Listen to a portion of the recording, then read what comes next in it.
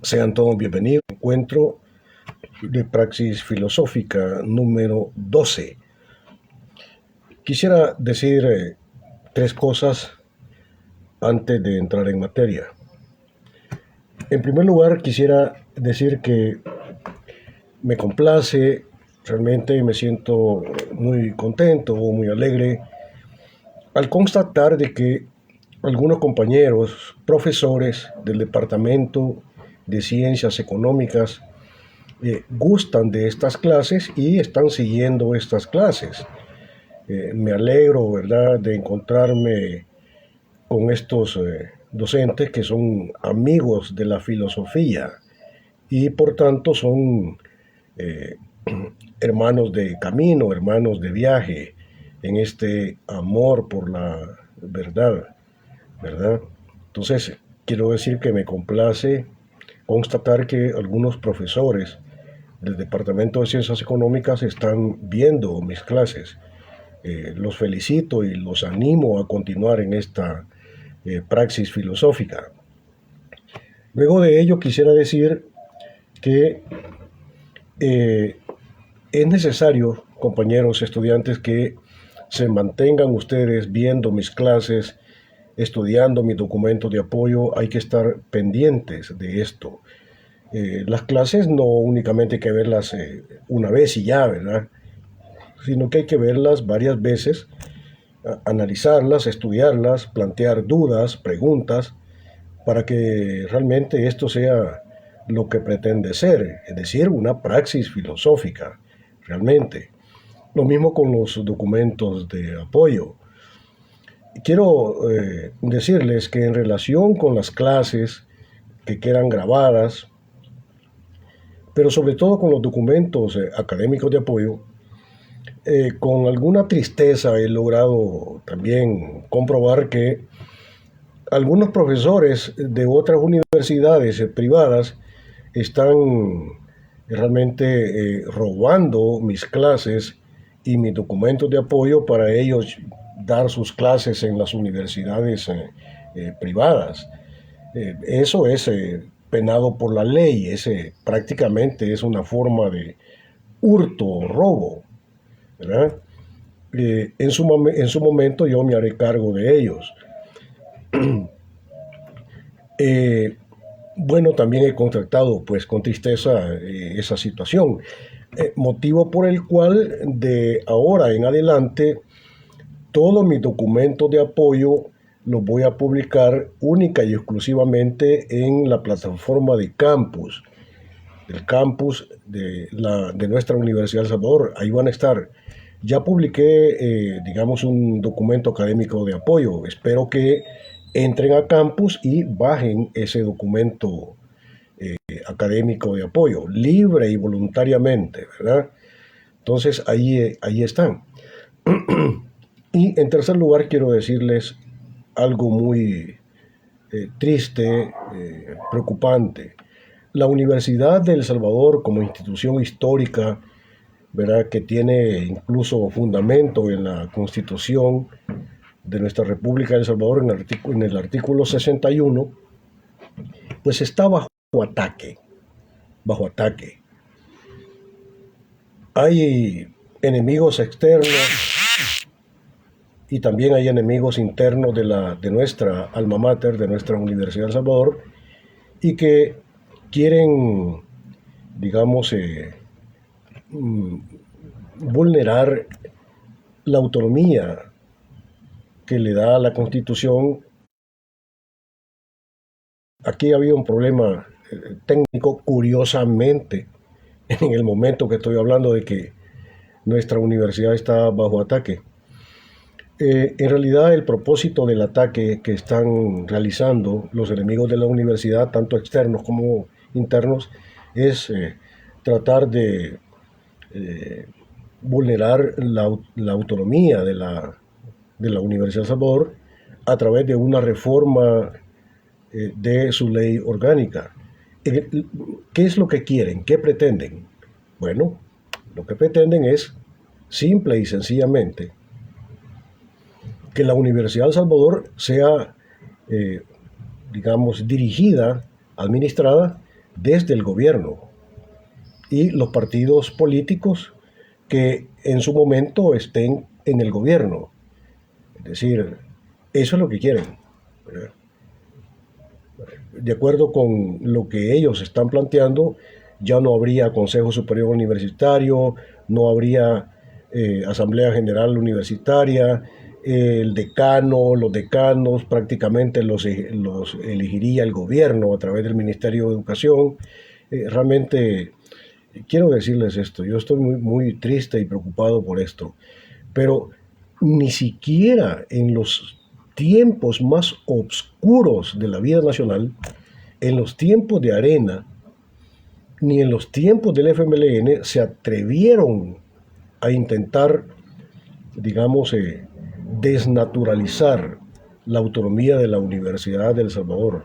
Es hasta ahora que están intentando hacer eso, en confabulación de los enemigos externos y también de los enemigos internos de la Universidad de El Salvador.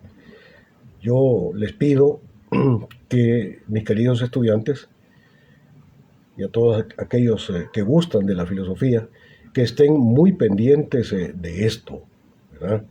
Jamás en la historia de la Universidad de El Salvador, bueno, salvo en los tiempos, digamos, de los años 70, donde hubo una intervención militar, incluso militar, a la Universidad de El Salvador, y la Universidad de El Salvador por un tiempo fue incluso gobernada, administrada por el gobierno, ¿verdad?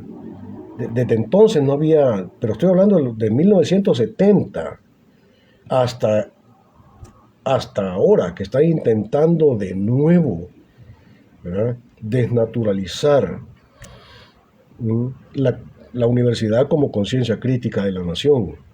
Hasta ahora, cosa interesante de analizar con tristeza y de estar alertas para defender a nuestra alma mater.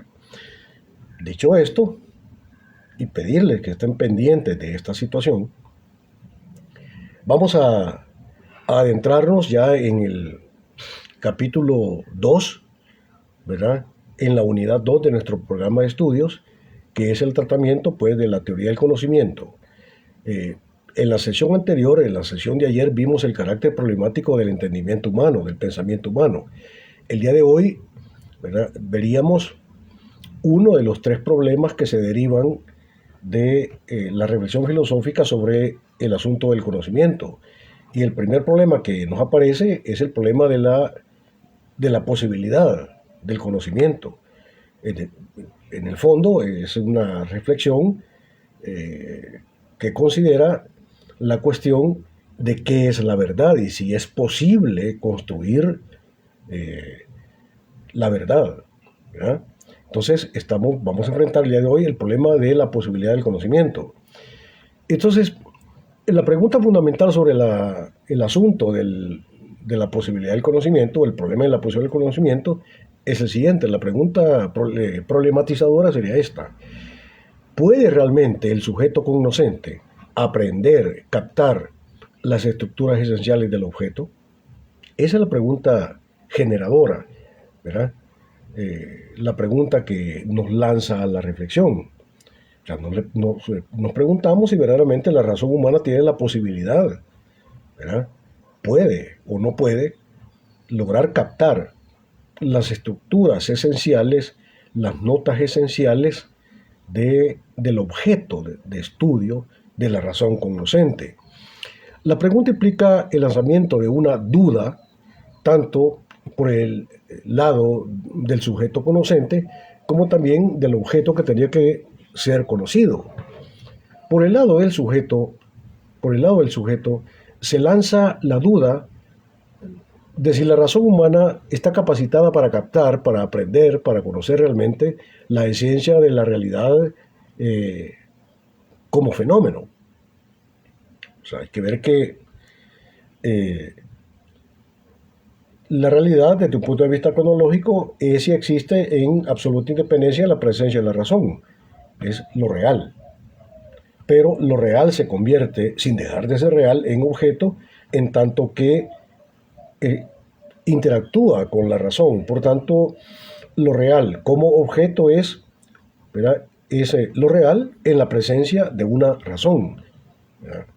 Entonces, la cuestión por el lado del sujeto es preguntarse si la razón tiene la capacidad, la posibilidad de conocer realmente el carácter esencial del objeto que va a tratar, de la realidad que intenta conocer. Pero, por el lado del objeto, se propone la duda de si la razón como objeto tiene las condiciones necesarias y suficientes para ser conocida por la razón. El problema de la posibilidad del conocimiento plantea dudas, ¿sí? Dudas, analizando filosóficamente tanto la condición trascendental del sujeto como la condición trascendental del objeto. Ahora, frente a la pregunta generadora de si puede realmente el sujeto conocente aprender o captar o conocer las estructuras esenciales del objeto, hay diferentes posturas filosóficas. El día de hoy vamos a sintetizar el planteamiento en la reflexión en torno a las dos propuestas filosóficas fundamentales. Luego veremos algunas derivaciones de ellas, pero eso sería hasta la clase del día lunes. La primera propuesta frente a la pregunta que nos aparece es la propuesta del dogmatismo. La propuesta del dogmatismo, ¿sí? Para el dogmatismo, la propuesta filosófica del dogmatismo, frente a la pregunta de si la razón puede o no puede conocer esencialmente la realidad, en tanto que la realidad es objeto, para el dogmatismo no hay problema alguno, no existe ningún problema. Porque para ellos, es decir, para la visión dogmática, la cuestión del conocimiento es un hecho obvio en el sentido de que la praxis cotidiana establece que siempre el sujeto cognoscente capta justamente los elementos esenciales del objeto. Para ellos, para la visión dogmática, pues sencillamente no hay problema, porque el asunto cae en el campo de la obviedad. Para ellos, para el dogmatismo, es un asunto que cae en el campo de lo obvio. ¿Verdad? Da por sentado el dogmatismo, sin necesidad de demostrarlo, que la razón cognoscente tiene la capacidad de conocer verdaderamente la realidad de las cosas. Y además entiende que la realidad se nos presenta siempre, en cualquier circunstancia y momento, tal cual es. Esta forma de ver el asunto del conocimiento conecta con aquel dicho popular, ¿verdad?, que establece que lo que está a la vista no quiere anteojos. O sea, para la propuesta filosófica del dogmatismo, la cuestión del conocimiento cae en el campo de lo obvio. Por supuesto que hay conocimiento, ¿verdad? Y ni siquiera hay necesidad de hacerse cuestión de ello. Pero el asunto no es así. Ya lo veremos, no es así, tan sencillo, tan ingenuo. Pero hay que decir de entrada que la postura filosófica del dogmatismo es una postura ingenua, pero de todas maneras hay que analizarla. Sí.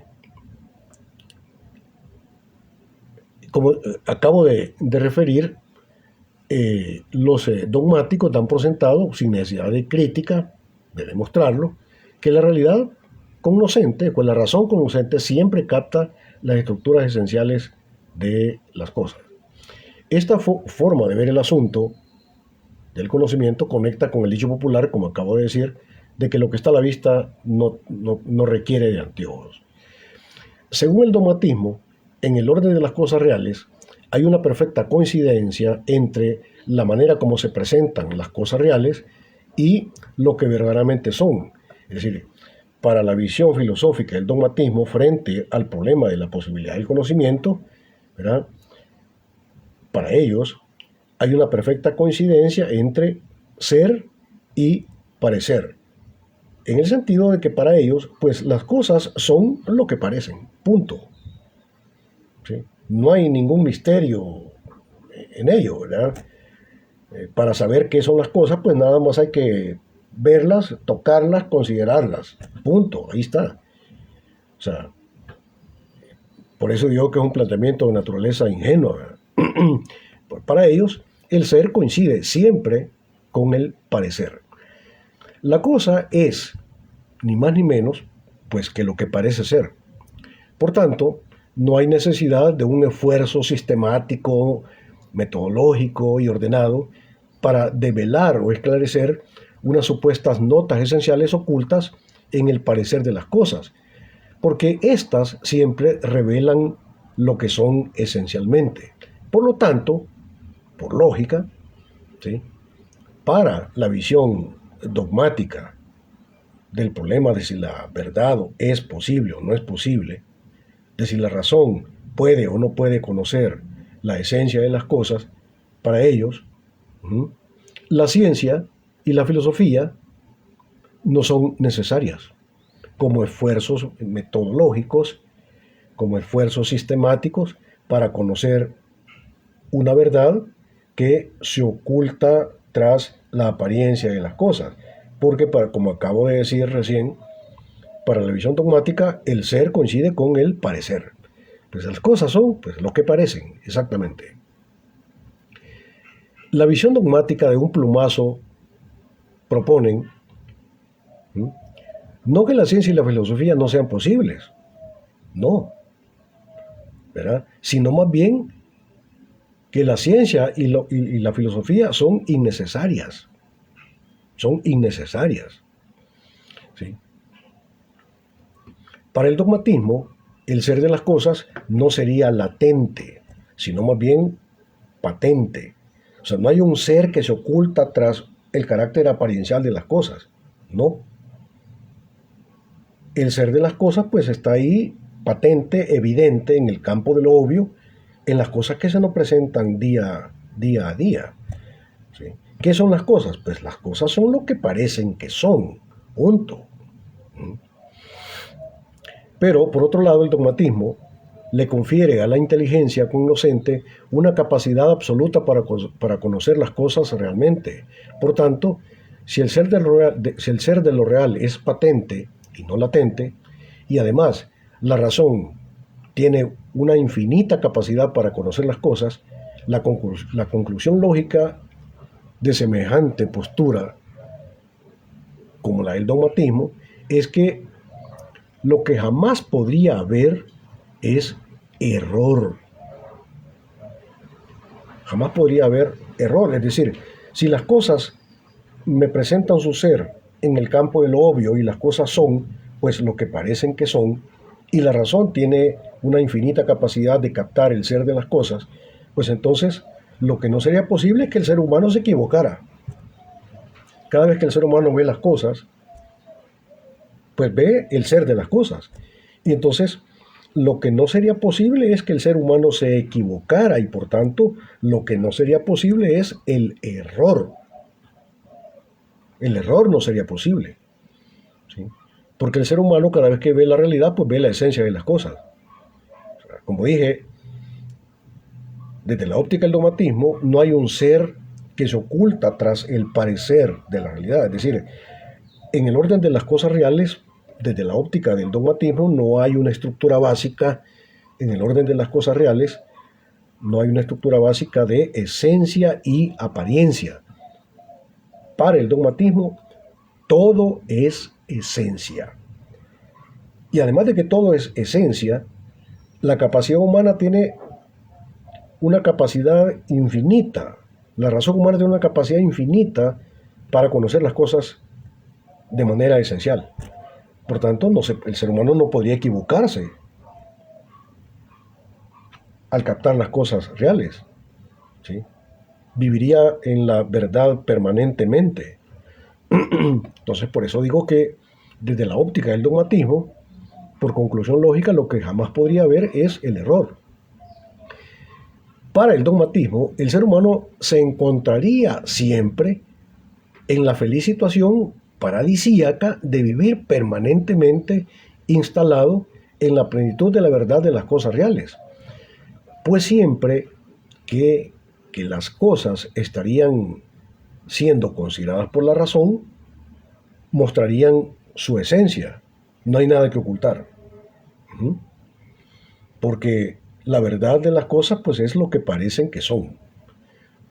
Desde la óptica del dogmatismo, por lógica, todo sería esencia. Lo que no habría sería apariencia. La dimensión apariencial de las cosas pues no existe, no es real. ¿De acuerdo? Todo sería esencia. Lo que no sería posible es la apariencia. Y en consecuencia, habría que desechar todo esfuerzo humano sistemático por conocer. Todas las mediaciones, formas sistemáticas, metódicas y ordenadas del acceso a la verdad de las cosas estarían de más, serían innecesarias, serían inútiles. El dogmatismo estaría postulando una condición trascendental del ser humano. Y dicha condición trascendental del ser humano, desde la óptica del dogmatismo, sería que el ser humano está condenado a ser y existir en la verdad plena de las cosas. La verdad de los objetos, la verdad de las cosas, en tanto que las cosas son objetos, no sería algo que no se tiene, y bueno, ya que no se tiene, pues habría que buscar la manera de tenerla. Por eso, desde la óptica del dogmatismo, acabo de decir que habría, según ellos, una condición trascendental del ser humano, en el sentido de que está destinado a vivir en la verdad permanente y plena de las cosas.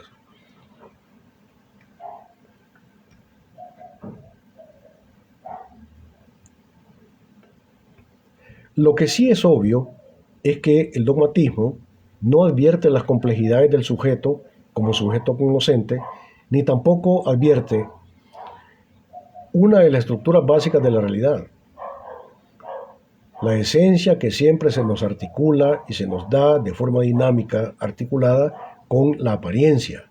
Desde la óptica del dogmatismo, no hay una estructura básica en el campo de las cosas reales, consideradas como objetos, de que hay en ellas esencia y apariencia. Para la visión dogmática, lo único que hay es esencia. Lo que está a la vista, pues no quiere anteojos. Punto. Frente a las cosas reales, en la óptica del dogmatismo, la duda estaría clausurada. El error sería inexistente. La ciencia habría de ser innecesaria. No hay contradicción entre ser y parecer.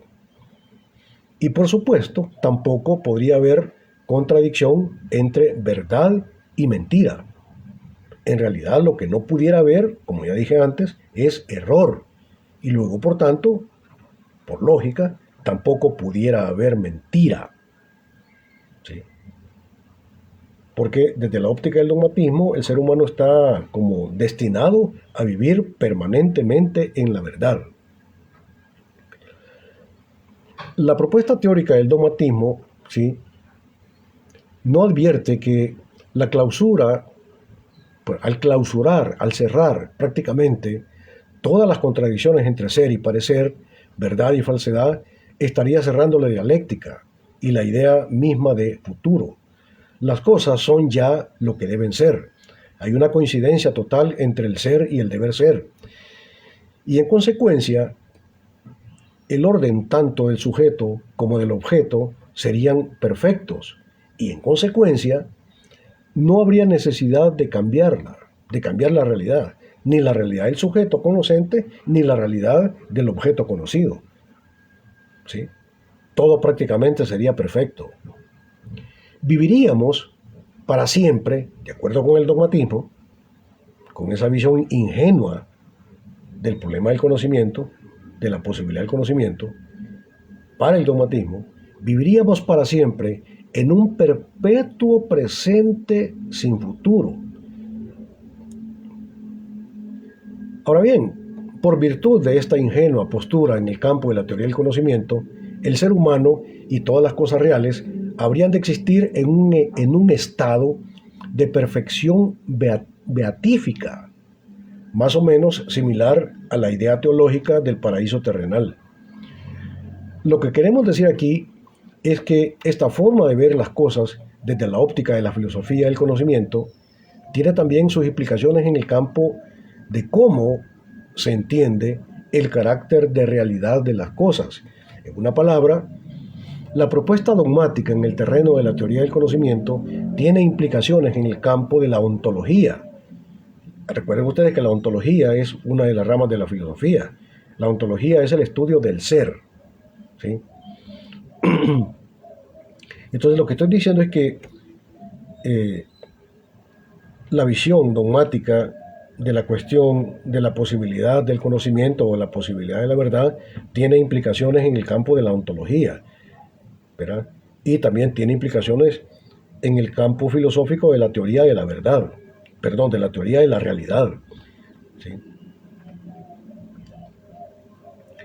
Sí. La teoría del conocimiento tiene implicaciones ontológicas, ¿sí? Kant criticó duramente esta postura ingenua del dogmatismo en el terreno de la teoría del conocimiento. O sea, una de las críticas más demoledoras realizadas desde la teoría del conocimiento en contra del dogmatismo viene de Immanuel Kant. Para Kant, el dogmatismo, cito palabras de Kant, para Kant el dogmatismo es el poder dogmático de la razón pura sin la crítica de su propio poder. Repito, el dogmatismo para Kant consiste en el proceder dogmático de la razón pura sin la crítica de su propio poder. O bien, también definición kantiana sobre lo que es el dogmatismo, para Kant el dogmatismo es la posición que cultiva la metafísica sin haber examinado antes la capacidad de la razón para tal cultivo. Ahora lo explico. Es decir, el dogmatismo para Kant consiste en el ejercicio de la razón que propone la verdad o que propone la posibilidad de la verdad sin haberse preguntado previamente por las condiciones reales, objetivas y subjetivas de la posibilidad de la verdad. ¿Sí? Es como lanzarse a la piscina sin antes haberse preguntado si uno puede o no puede nadar, ¿sí? Y sin analizar previamente las condiciones de profundidad de la piscina. El dogmatismo es tan absurdo como eso, de tirarse a la piscina sin antes haber considerado siquiera la duda de si podés o no podés nadar, ¿sí? En eso consiste el dogmatismo. El dogmatismo consiste en la postulación de la posibilidad de la verdad sin haber considerado antes sus condiciones de posibilidad, ¿sí? Por tanto, he dicho en varios momentos que la propuesta del dogmatismo en la teoría del conocimiento en relación específica con la pregunta de si es posible o no es posible el conocimiento, la propuesta del dogmatismo es una propuesta ingenua, pero que de alguna manera está presente en el pensamiento de nuestro pueblo. Cuando la gente dice que lo que está a la vista no quiere anteojos, lo que está diciendo la gente es que la verdad es obvia, cuando realmente no lo es, ni por el lado del sujeto ni por el lado del objeto. Ahora, en todo caso, ya de manera sintética, lo que está proponiendo la visión dogmática en el problema de si es posible o no es posible el conocimiento es una postura ingenua, alegre, sin crítica, falta de crítica, de la verdad del conocimiento. Para los dogmáticos, pues el conocimiento y la verdad pues son posibles, pues vivimos en la verdad plenamente y de forma casi a la manera de un destino. Lo que no podemos es equivocarnos. El error no es posible, ¿sí? La falsedad tampoco sería posible, ¿sí? Hay una confianza absoluta e ingenua en la verdad, en la posibilidad de la verdad. De tal manera que lo que no sería posible sería su contrario. Por eso es que la ciencia es innecesaria para el dogmatismo. La filosofía igualmente es innecesaria, porque permanentemente vivimos en el conocimiento directo de la esencia de las cosas, como si ya estuviéramos en el paraíso terrenal, ¿verdad? Donde todo es absoluto, todo es verdadero. No hay necesidad de esforzarse para conocer la esencia de las cosas. Ahora bien, contrario al planteamiento del dogmatismo, tenemos la propuesta filosófica, ¿sí?, de el escepticismo. El escepticismo es la corriente filosófica en teoría del conocimiento que va a negar la posibilidad de la verdad. La tesis central del escepticismo es que la verdad no es posible. ¿Sí? Si la postura dogmática era, digamos, optimista en el sentido de que la verdad es posible, ¿sí?, para la visión escéptica o para el escepticismo es todo lo contrario. Su tesis fundamental y central es de que la verdad no es posible. ¿Sí? Ese es su planteamiento central. Entonces, esa es la tesis fundamental del escepticismo, pero hay distintos tipos de escepticismos. Digamos, está el escepticismo lógico o radical, que en el fondo es el verdadero escepticismo. O sea, el escepticismo mayormente, desarrollado, el más duro, el más difícil, es el escepticismo lógico o radical. Pero también tenemos un escepticismo que ya no es tan duro ni radical, pero también es escepticismo. Es el escepticismo disimulado o el escepticismo medio. También es una forma de escepticismo, como ya lo vamos a ver. Y en tercer lugar tenemos el escepticismo ético-religioso. El escepticismo ético-religioso lo que va a plantear es que Dios no existe, que Dios no es real, que Dios es el invento, pues, de la razón humana. Punto. ¿Sí? El escepticismo religioso o ético no lo vamos a considerar acá. Vamos a considerar solamente el escepticismo lógico o radical y también el escepticismo medio o, mitigado o disminuido. Ahora, como acabo de decir, el verdadero escepticismo es el escepticismo lógico radical. Este propone la imposibilidad de que la razón, siempre subjetiva, pueda alcanzar verdades realmente objetivas, pues porque el sujeto conocente se encuentra siempre atrapado dentro de su propia subjetividad, sin poder trascender de ella para alcanzar un saber que esté referida objetivamente a la realidad del objeto por conocer.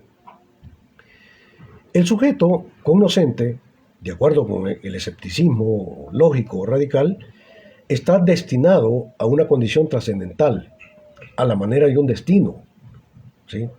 Y esa condición trascendental del sujeto cognoscente, de acuerdo con el escepticismo lógico o radical, esa condición trascendental del sujeto es la de estar atrapado en una situación de solipsismo, la cual situación de solipsismo ya hemos estudiado con ustedes cuando vimos el tipo de conocimiento inmanente.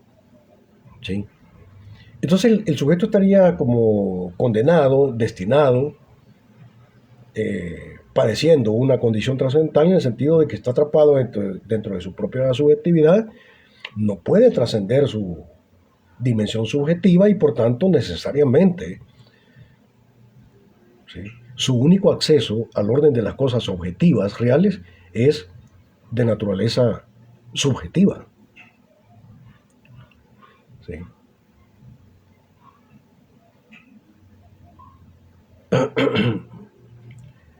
De tal suerte que las cosas no son lo que son, ellas en sí y desde sí, sino que desde la óptica del escepticismo, que postula la condición trascendental de atrapamiento en una situación de solipsismo del sujeto, Pues las cosas no son lo que son, ellas en sí es decir, las cosas son lo que son para el sujeto conocente.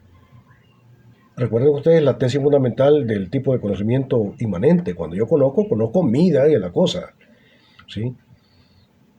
Entonces, en eso consistiría la propuesta en teoría del conocimiento del escepticismo.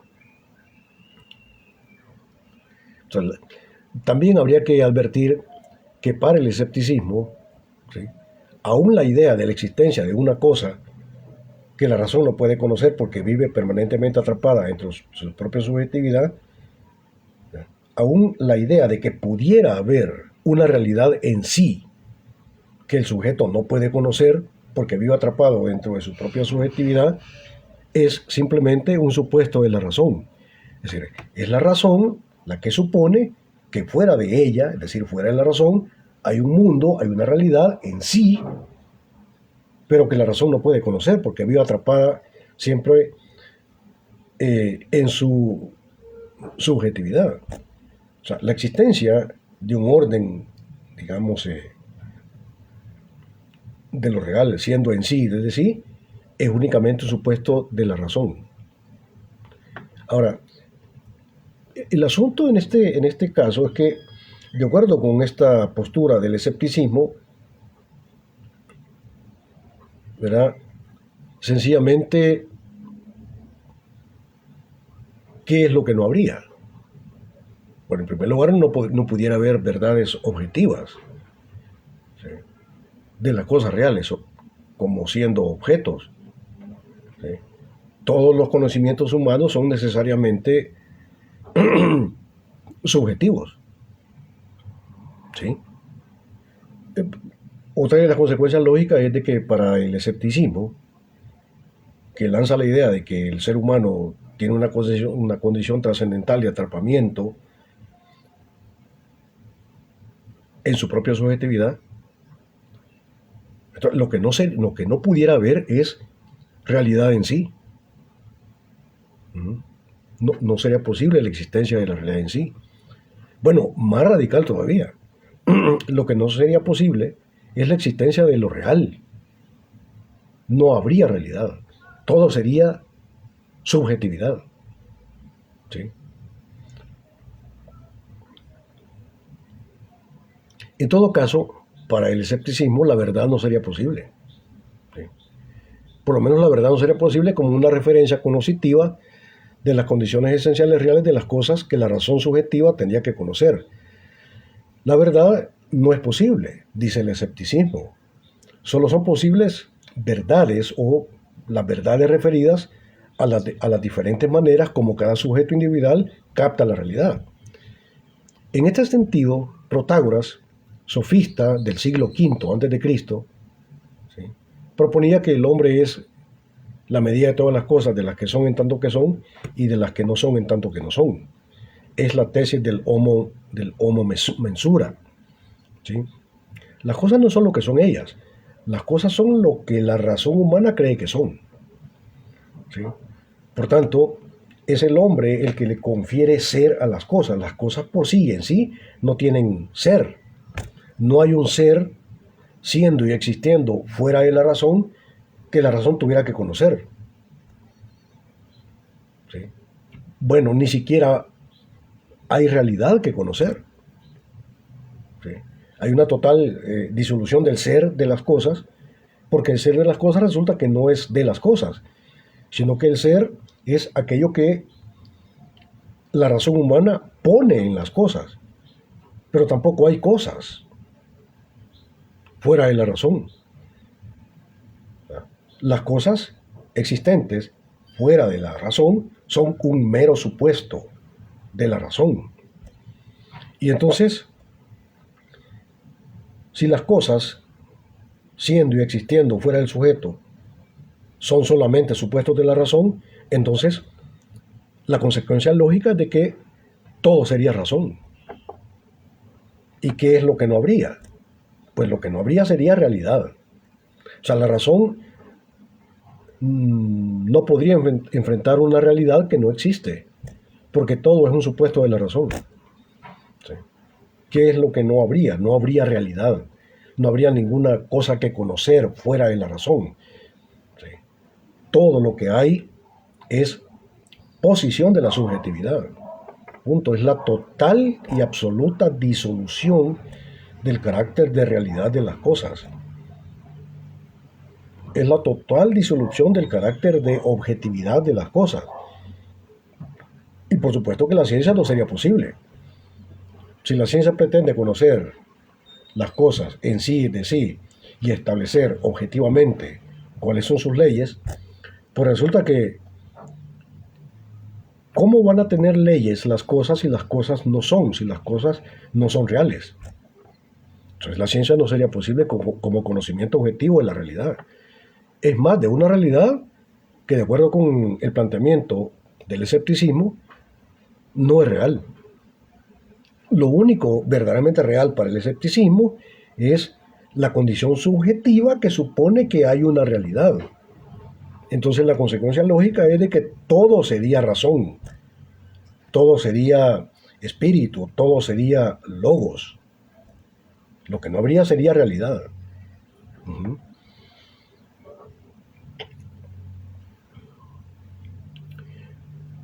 Bueno, esto que acabo de decir son como consecuencias lógicas de la teoría del conocimiento según la óptica del escepticismo, pero que tienen que ver con eh, otros enfoques filosóficos como la teoría de la realidad, ¿verdad? Porque estoy diciendo que desde la óptica del escepticismo, pues la realidad en sí, de sí, no es el orden de la nada, porque todo lo que hay es simplemente posición de la razón. O sea, es la razón la que supone que hay una realidad que conocer, pero es un mero supuesto de la razón.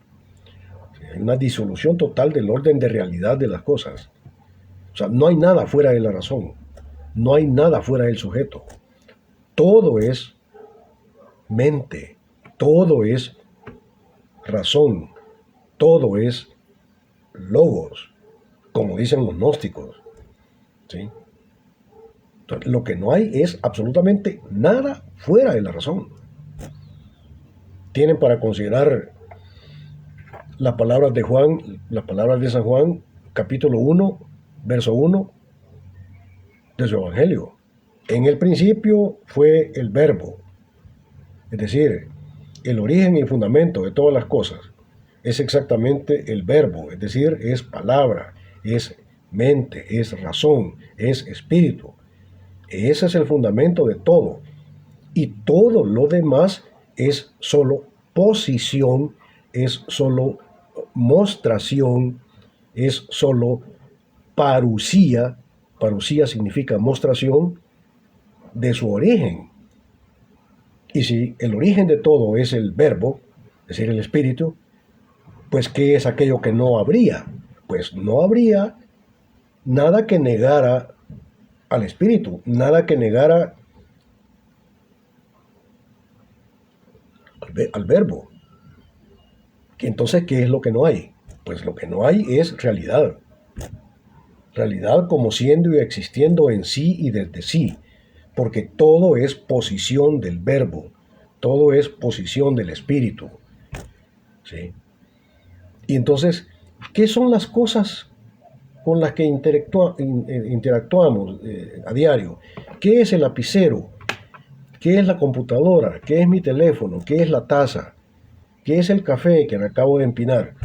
Pues, pues no son meras posiciones del espíritu, son formas de la presencia del espíritu. Pero ellas, las cosas, no tienen sustancia propia, no son reales. Y solo son reales en tanto que están conectadas con el espíritu. ¿Ves? Esas son las consecuencias lógicas de la postura del escepticismo en teoría del conocimiento. Obviamente, para el escepticismo, la verdad no es posible. Lo único que son posibles son verdades. Son las maneras como cada sujeto posible capta aprehende la realidad, ¿cierto? La verdad, como verdad absoluta, más allá del espacio-temporalidad, sencillamente para el escepticismo, pues no es posible. Lo único que son posibles son verdades, que son los diferentes pareceres del ser humano en su interacción y en su contacto con la realidad, ¿verdad? Pero la verdad no existe. Y obviamente, pues, tampoco es absoluta. O sea, la verdad sería relativa a la manera como cada sujeto humano capta las cosas. Punto. Y como digo, entonces la ciencia no sería posible, como pretendido conocimiento de la objetividad de las cosas reales. Como vemos, esta postura escéptica se fundamenta en la consideración del atrapamiento del sujeto dentro de su misma subjetividad. Lo que haría imposible el conocimiento, no es tanto una condición de la realidad, sino más bien una situación de solipsismo del sujeto cognoscente. ¿Sí? Es una condición trascendental del sujeto que haría imposible el acceso de la verdad a las cosas. ¿Por qué? Porque el sujeto está atrapado dentro de su propia subjetividad. Entonces, aquello que no hace posible el conocimiento no es que las cosas se oculten o que las cosas oculten un ser. No, eso no es. Aquello que hace imposible el conocimiento, aquello que hace imposible la verdad, es la condición trascendental del sujeto de vivir permanentemente y estar destinado a vivir atrapado dentro de su propia subjetividad. ¿Sí? Subjetividad que no puede trascender, no puede ir más allá de su subjetividad. ¿Sí?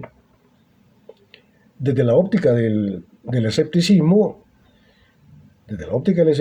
cuando vos le decís a tu hermanito menor, mira, no seas tan subjetivo, trata de ser objetivo en tu análisis. Desde la óptica, ¿sí?, del escepticismo, le estarías vos pidiendo a tu hermanito menor algo que es imposible de lograr. ¿Y qué es aquello que es imposible de lograr? Pues es la visión objetiva de las cosas. Entonces, cuando vos le pedís a tu novio o a tu novia de que sea objetiva en el análisis, sencillamente le estarías pidiendo algo que no es posible. ¿De acuerdo? Ahora bien, pero este escepticismo lógico o radical encuentra su propia crítica demoledora dentro de sí mismo, dentro de su propio planteamiento. ¿Sí? Este escepticismo lógico va a caer en autocontradicción lógica. ¿Sí? Y la autocontradicción lógica del escepticismo lo vamos a encontrar fundamentalmente en el campo de la condición lógica de la mente del hombre, en el campo de la razón. Es decir, puertas adentro del sujeto mismo que reflexiona sobre la realidad. Aquí vamos. Cuando el escepticismo afirma que la verdad no es posible, en el fondo lo que está haciendo es afirmando una verdad. ¿Cuál verdad? La verdad de que la verdad no es posible. ¿Sí? Ahí ya cayó en autocontradicción lógica. Porque para negar la verdad ha tenido que proponer una. Cuando el escéptico dice que la verdad no es posible, él está proponiendo una verdad. La verdad es que la verdad no es posible.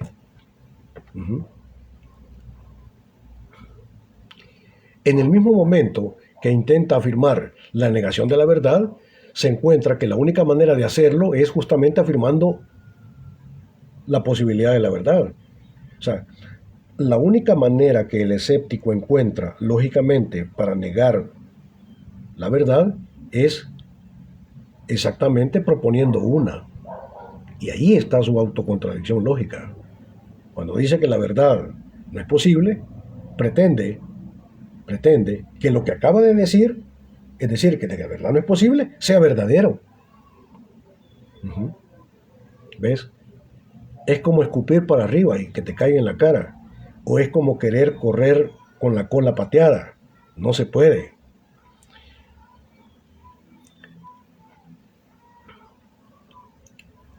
¿Sí?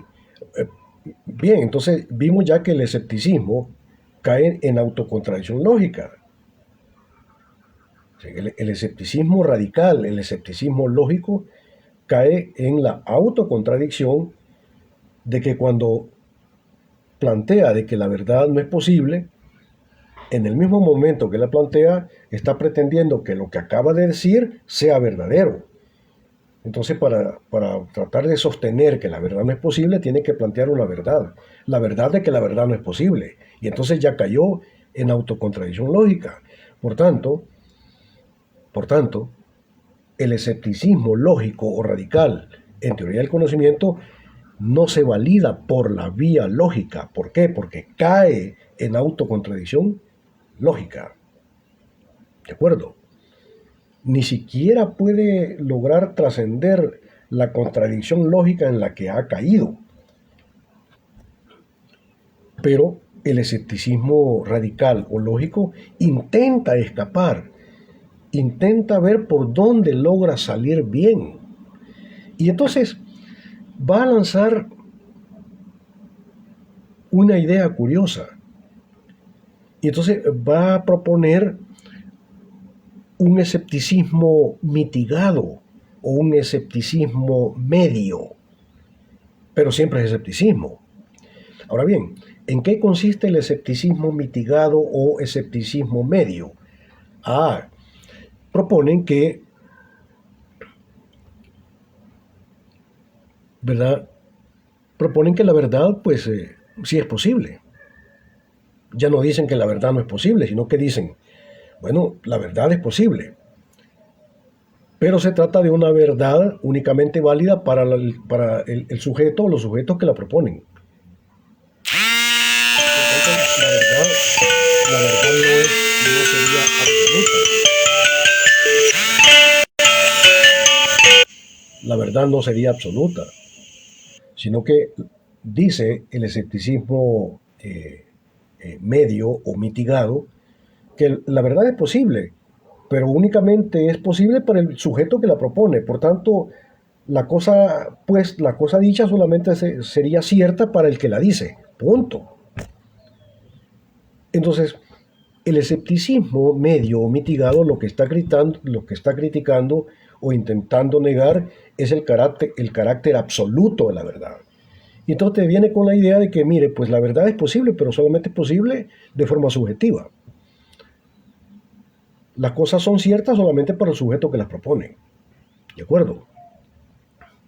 Este escepticismo mitigado o medio afirma que la verdad sí es posible, pero se trata de una verdad válida solamente para el sujeto que la propone. Y por tanto, plantea la posibilidad de una verdad limitada, recortada, válida solo para la subjetividad individual. ¿Sí? Ahora, pero si nos damos cuenta, cuando el escepticismo medio o mitigado dice que la verdad únicamente es posible para el sujeto que la propone, eso que acaba de decir, él pretende, al proponerla, que sea verdadera.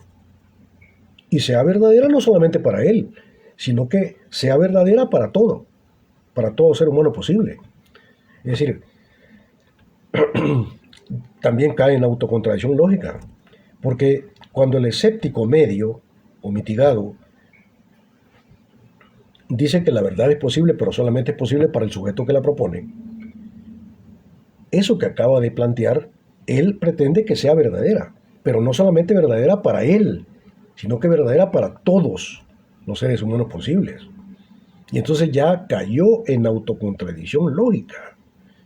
¿De acuerdo? En tal sentido, ni siquiera el escepticismo mitigado o medio se valida por la vía lógica. O sea, no hay manera de escapar. ¿Sí? Cuando afirma que la verdad solo es posible para el sujeto individual, también está proponiendo una verdad una verdad que el que la propone como tesis pretende que todos los demás, además de él, la den como verdadera, de forma absoluta. Es decir, cae en una autocontradicción lógica, pues para proponer dicha verdad mitigada o recortada, también tiene que proponer una verdad absoluta, que tendría que ser aceptada por todo sujeto posible. Tampoco el escepticismo mitigado se valida por la vía lógica. De la misma manera, otra forma con la cual el escepticismo quiere escapar a la autocontradicción lógica es la siguiente. ¿Sí? Dice el escepticismo mitigado, dice que la verdad no es posible. Y también afirmo que esto que acabo de decir no es verdadero. O sea, fíjense lo que dice. ¿Sí? Afirmo que la verdad no es posible, pero también afirmo que esto que acabo de decir tampoco es verdadero. ¿Sí? Al final de cuentas, quien propone que la verdad no existe y que tampoco lo que acaba de proponer es verdadero, espera que todos los demás sujetos tomen lo que acaba de decir o lo que acaba de afirmar como algo cierto, es decir, como verdadero. Cae también en la autocontradicción lógica. Como puede verse, no hay manera lógica de negar el carácter absoluto de la verdad, pues incluso cuando se la intenta negar,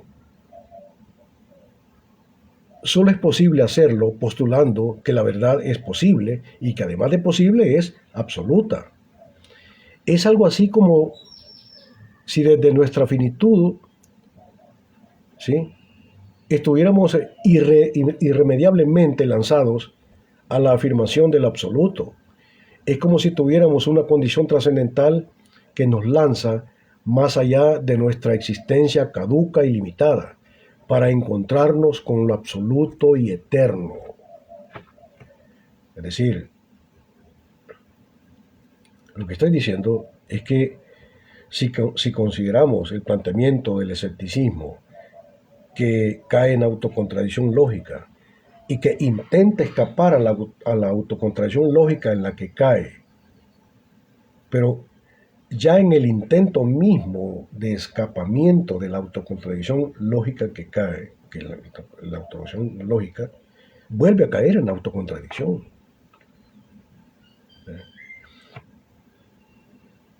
Entonces, en el fondo, no hay manera de negar el carácter absoluto de la verdad. O sea, no hay manera de negar la verdad. ¿Sí? Porque en el mismo momento que se intenta negar la verdad y su carácter absoluto, hay la necesidad de afirmar una verdad. Es decir, estamos como en una condición trascendental del hombre, en el sentido de que no puede moverse fuera del absoluto. Estamos atrapados dentro del absoluto y no hay manera de disolver el carácter absoluto de la verdad, ¿sí?, ni la dimensión metafísica de lo que nosotros somos como seres humanos y de la realidad en la cual nosotros vivimos y existimos. En pocas palabras, lo que estoy diciendo es que aún desde la teoría del conocimiento, como rama de la filosofía, llegamos a la misma conclusión. ¿Cuál es la conclusión? O sea, la conclusión es de que